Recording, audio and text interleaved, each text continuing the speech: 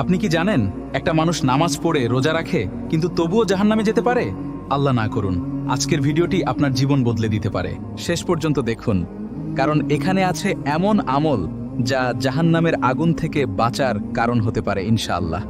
আল্লাহ তাআলা বলেন, নিশ্চয়ই জাহান্নাম তাদের জন্য প্রতিশ্রুত স্থান। রাসূলও বলেছেন, তোমাদের দুনিয়ার আগুন জাহান্নামের আগুনের 70 ভাগের 1 ভাগ মাত্র। আমাদের উচিত এই জীবন সম্পর্কে সচেতন থাকা।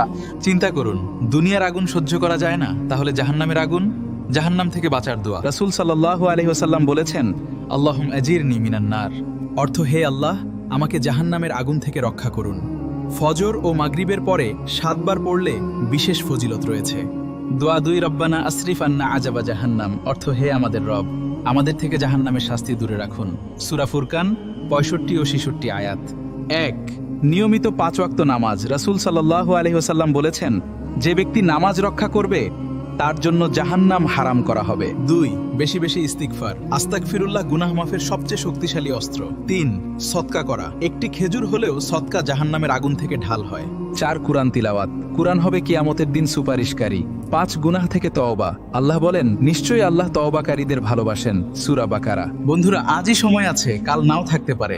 আজ থেকেই এই আমল শুরু করুন, নিজের পরিবারকে শেয়ার করুন। আল্লাহ আমাদের সবাইকে জাহান্নামের আগুন থেকে রক্ষা করুন, আমিন। ভিডিওটি ভালো লাগলে লাইক দিন, শেয়ার করুন এবং ইসলামিক জ্ঞান ছড়াতে সাবস্ক্রাইব অথবা ফলো করুন।